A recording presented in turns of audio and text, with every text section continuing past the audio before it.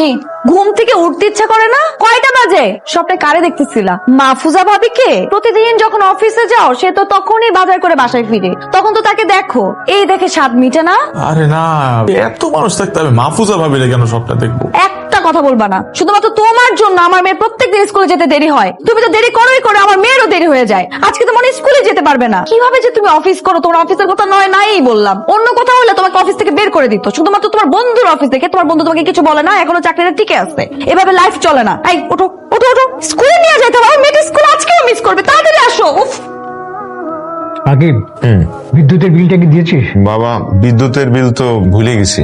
আমার ওষুধটাও কিন্তু আনিসনি। ওষুধের কথা মনে হয় ভুলে গেছে, তার তো কিছুই মনে থাকে না। না না, তুমি তো বললা যে মার 2 দিনের ওষুধ আছে, এর জন্য আর আনি নাই। আজকে নিয়ে আসবো না। এত গা ছাড়া ভাব কেন তোর? হ্যাঁ, চাকরিটা যে কিভাবে করিস আল্লাহই জানে। বন্ধুর কোম্পানি বলে বেঁচে গেছিস, তা না হলে কি যে হতো তো। সেটাই বাবা, সামিউল ভাই আছে বলে আমরা এত ভালো আছি, মানে খুবই ভালো মানুষ। হ্যাঁ, ছেলেটা আসলেই ভালো। এত বড় কোম্পানির মালিক, ওকে দেখে কিন্তু বুঝেই যায়। দেখলে কি সম্মানটা ইয়ে করে। শোন, ওকে একদিন আমাদের বাসায় দাওয়াত কর। ঠিক আছে, বলে দেখবো। বাবা, তুই অফিসে যাওয়ার সময় তো বাবাকে কিছু টাকা দিয়ে যাস। আমার কিছু ছোটখাটো জিনিস লাগবে। আচ্ছা ঠিক আছে।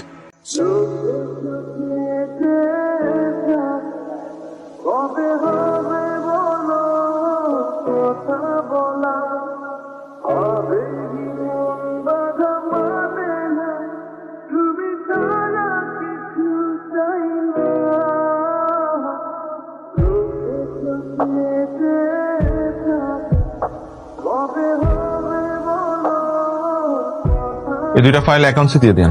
Okay sir. কে আসবো? আয় না বয়। শোন, রহমান ব্রাদার্স থেকে আমাদের আর মাল নেওয়া ঠিক হবে না। ওদের কথার কাজে কোনো মিলই নেই। তাহলে বন্ধ করে দে, আমারে জিজ্ঞেস করতেছিস কেন? তুই অফিসের মালিক, তুই ছাড়া কিভাবে কি? আর তুই অফিসের সিইও, বড় বড় ডিসিশন মেকিং করার রাইট এবং পাওয়ার তোর আছে। আর নাদিয়া কল দিছে। বলো। এই শোনো না, আসার সময় একটু কচুরমুখী নিয়ে এসো তো। মা না কচুরমুখী খাইতে চাইছিল। আচ্ছা ঠিক আছে, নিয়ে আসবো। এই শোনো না, আরেকটা কথা, ওই দেখো তো ইলিশ মাছ পাওয়া যায় কিনা। মানে তোমার কাছে টাকা কি আছে? ইলিশের যে দাম। না, টাকা হবে, অসুবিধা নেই, আনবো। দোস্ত, একটা কথা বলি তোকে। বল। এই যে তুই এত বড় একটা কোম্পানির মালিক, কিন্তু বাসায় বলিস তো এটা কর্মচারী, এর কারণটা কি দোস্ত? কারণ আমার কাছে মনে হয় প্রাচুর্য মানুষের সুখ শান্তি কেড়ে নেয়। কিভাবে? তুই জানিস, আমার প্রতিটা সকাল শুরু হয় নাদিয়ার সাথে খুনসুটি দিয়ে। আমি যে খুব ঘুম কাতুরে লোক তা কিন্তু না, আমি ইচ্ছা করে দেরি করে ঘুম থেকে উঠি। আরো প্রতিদিন সকালবেলা এক একটা অভিনব পদ্ধতি বের করে আমাকে ঘুম থেকে ওঠানোর জন্য। এই যে আমার সকালটা শুরু হয় আমার ওয়াইফের সাথে দুষ্টু মিষ্টি খুনসুটি দিয়ে, যেটা কি সবার ভাগ্যে জোটে? এই যে আমাকে ফোন দিয়ে বললো কচুরমুখী নিয়ে আসতে। আবার ইলিশ আনার কথা বলার সময় একটু চিন্তা করছে যে ওর হাজবেন্ড ইলিশ কেনার সামর্থ্য রাখে কিনা। মানে এইটার পেছনে যে একটা দরদ, না এই দরদটা থাকবে না যখন ও জানতে পারবে যে আমি অনেক টাকার মালিক। আমার বাবা বিদ্যুৎ বিল দিতে দেরি হলে আমাকে পিচ্ছি বাচ্চার মতো ঝাড়ি দেয়। আমার বাবা যখন জানবে যে আমার টাকার অভাব নাই, তখন কি এই মায়া ভরা বকাঝকা আর করবে আমাকে? আমার মা আমার কাছে ছোট ছোট আবদার গুলো করে, সেগুলো আমার কাছে খুব স্পেশাল। সেই আবদার গুলো পূরণ করতে আমার খুব ভালো লাগে। রাতের খাবারটা একসাথে খাই, একসাথে টিভি দেখি, লুডো খেলি, কারেন্ট চলে গেলে ছাদে গিয়ে গল্প করি। আবার আমার ভুল হলে আমার বউ আমাকে সবার সামনে বকাঝকা করে, ওটা আমি এনজয় করি। এগুলো কিচ্ছু থাকবে না যখন তারা জানতে পারবে যে আমি অনেক টাকার মালিক। আমি চাই না আমাদের মধ্যবিত্তের সুখ প্রাচুর্যের কাছে হেরে যাক, টাকা পয়সার কাছে হেরে যাক। তার মানে কিন্তু এই না যে আমি ওদেরকে কষ্টে রাখছি। ওদের প্রয়োজন অনুযায়ী, ওদের চাহিদা অনুযায়ী আমি সবকিছু পূরণ করার চেষ্টা করি। আমি কিন্তু কোনো কিছুর কমতি রাখি নাই, শুধু এই সত্যটা গোপন করছি। তোর ভাবনাগুলো ফেলবার মতো না। ঠিক আছে, আমি আমার কাজ করি, তাই থাক।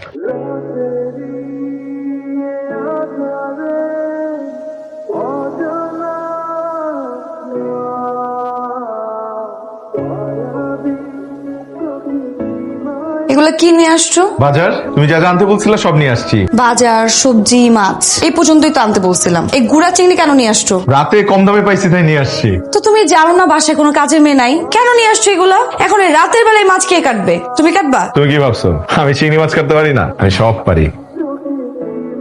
কি হলো? দেখি দেখি, তো রক্ত বের হয়ে গেছে। থাক, তোমার করতে হবে না, আমি করতেছি। কি দেখো? ভালোবাসা। থাক, ঢং করতে হবে না। আসো, ট্যান্সাইড লাগাই দিই। কি ব্যাপার, রেজিস্ট্রেশন কি বন্ধ? এখন বুক আসছে। দুজনের সিট হবে না? সরি, আমাদের স্যার লাঞ্চ আউটটা তার ফ্যামিলির জন্য বুক করে রেখেছেন। চলো পাশেরটাই দেখ। আচ্ছা, সিট মানে একটু 5টা দিবেন। আর ডেজার্ট কি খাবেন মা? ব্রাউনি খেলে কেমন হয়? হ্যাঁ, আপনাদের এখানে ব্রাউনিটা কেমন? স্যার আমাদের এখানকার ব্রাউনিসটা অনেক ভালো, আপনি ট্রাই করে দেখতে পারেন। 5টা দিবেন। ওকে। আচ্ছা আমি একটা জিনিস বুঝলাম না। তখনই তুমি আমাদেরকে নিয়ে খেতে বের হও, তখন যে রেস্টুরেন্টে যাই সেই রেস্টুরেন্টই ফাঁকা থাকে। হ্যাঁ রে রাকিব, আমি না এটাও খেয়াল করেছি, মানে যখনই আমরা একসাথে কোথাও খেতে যাই ওই রেস্টুরেন্টে আমরা ছাড়া কোনো কাস্টমারই নাই। হ্যাঁ কিভাবে? এটা আমি কি করে বলবো বলো তো?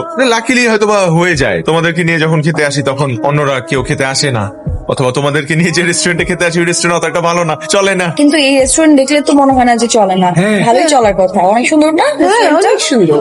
কিন্তু ভালোই লাগছে যে আশেপাশে কোনো মানুষ নেই, আমরা আমাদের মতো করে খেতে পারতেছি, আমরা আমাদের মতো আছি, এটা কিন্তু ভালো লাগছে।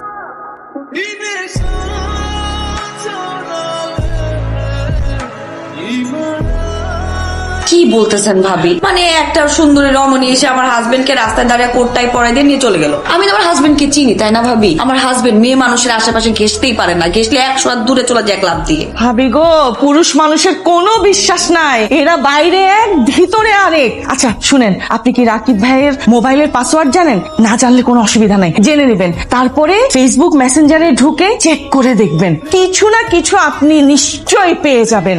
কি করতেছো তুমি? কি করবো? সাইলেন্ট করতেছি তোমার ফোন। তোমাকে না বলছি রাতে বেলা ফোন সাইলেন্ট করে রাখবা, উঠা যাবে তো না হলে ঘুম থেকে। খেয়ে শুনে কার কথা? ধরো, তুমি ফোনের মধ্যে পাসওয়ার্ড দিয়ে রাখছো কেন? পাসওয়ার্ড কি? Nadia I love you. হইছে, এখন আর আই লাভ ইউ বলতে হবে না। পাসওয়ার্ড কি সেটা বলো। নাদিয়া আই লাভ ইউ, এটাই পাসওয়ার্ড। আমার ঢং আর শেষ হয় না। সবাই চলে আসছে, তোমরাই শুধু লেট করে ফেললা। তাই সোমা, এই যে তোমার বরাতে চলে আসছে। আসসালামু আলাইকুম ভাবি। ওয়ালাইকুম আসসালাম। কেমন চলতেছে সবকিছু? এই তো ভাইয়া, আর বলবেন না, সকাল থেকে ছেলেটার মন খারাপ। কেন? সকালে যে কেকটা আনা হয়েছিল সেটার পছন্দ হয়নি, তারপর লোক দিয়ে আরো একটা কেক আনিয়েছি। ছেলেটা যা জিদ্দি হয়েছে না। দেখতে হবে না কার মতো হয়েছে। আমার ভাই কি কম জেদি নাকি? শোন, তোকে একটা কথা বলি, পুরুষ মানুষের জেদ থাকার দরকার আছে। জেদ না থাকলে তোর হাজবেন্ডের মতো সারা জীবন ম্যানেজারই করে বেড়াইতে হবে। মা, গিফটটা দাও মা। তোমরা আবার এসব গাড়ি টাড়ি আনতে গেলে কেন? ও তো এসব গাড়ি নিয়ে আজকাল খেলে না। ওর মামা আমেরিকা থেকে একটা ড্রোন পাঠিয়েছে, 1.5 লাখ টাকা দাম। ভাবা যায়? সারাদিন ও তো ওটা নিয়ে খেলেছে। সবাই চলে আসছো? আসসালামু আলাইকুম। ওয়ালাইকুম সালাম। কেমন আছিস? ভালো আছে। এখানে দাঁড়িয়ে দাঁড়িয়ে গল্প হবে নাকি? চলো বৌমা, কেকটা কেটে ফেলে আসেন আসেন, আমাদের ছোটকে নিয়ে আপনি আমার সাথে আসেন, সবাই আসেন। দিনকাল কেমন চলছে এখন? জি ভালো ভাইয়া। আর কতদিন এরকম অন্যের চাকরি করবা? চাকরি করা মানে জানো তো? চাকরি করা মানে হচ্ছে চাকরের মতো কাজ করা। আমি বুঝি না তোমরা এখনকার ছেলেপেলেরা কেন যে মানে শুধু চাকরির পেছনেই ছোট। বুঝলেন বাবা, দেশে শুধু চাকরিজীবী পাওয়া যায়, উদ্যোক্তা আর পাওয়া যায় না। দেখো ইও আমার ট্যাপটা ভেঙে ফেলেছে। দেখো এটা তুমি কি করছো পিউ? তুমি জানো এটার দাম কত? ওর খালা অস্ট্রেলিয়া থেকে এটা পাঠিয়েছে, 1 লাখ টাকা দাম। হ্যাঁ বৌমা, বাচ্চা মেয়ে, ওকে এত কিছু বোঝে? নানু ভাই আসো তুমি আমার কাছে। পিউ, তুমি কি কোনো কারণে রাগ করছো? তো রাগ করবো না তো কি করবো? ভাইয়া ভাবিরা কি পরিমাণে অপমান করলো সবার সামনে। 4-5 হাজার টাকা দিয়ে তুমি একটা গিফট কিনে দিলা। এই খেলাটা না কিনে একটু দামি খেলা তো কিনে দিতে পারতাম, তাই না? আমি বলছিলাম তোমাকে, না সেটা করলা না। ভাবে ভাই বোনেরা থাকে বিদেশে, সবসময় জুনাতকে দামি দামি গিফট কিনে দেয়, আর আমি তোর ফুপু হয়ে আমি কি গিফটটা দিলাম? কথা তো শোনাবেই। ভাইয়া ঠিকই বলছে, সবসময় সামির ভাইয়ের উপর ভরসা করে থাকি, জীবনটাই পার হবে চুলা ঠেলতে ঠেলতে। কি বলতেছো তুমি? কি বলতেছি? শোনো, তুমি একটা কাজ করবা, তুমি বাবাকে বলবা যে তোমাদের গ্রামের একটা জমি আছে, সেই জমিটা বিক্রি করে তোমাকে যাতে কিছু টাকা দেয়, এটা দিয়ে একটা বিজনেস শুরু করো। কিছু একটা করো। কি বিজনেস করবা সেটা যদি তোমার বুদ্ধিতে না আসে, তুমি সামিউর ভাইকে জিজ্ঞেস করো, তার কাছ থেকে একটা বুদ্ধি নাও। ও, সেই বুদ্ধি নিতেও তো তোমার আবার কষ্ট হয়ে যাবে। তাহলে আমি তাকে ফোন দেই, আমি জিজ্ঞেস করি কি বুদ্ধিতে করা যায় বিজনেস। পাগল হয়ে গেছো নাকি? হ্যাঁ পাগল হয়ে গেছি, একদম পাগল হয়ে গেছি।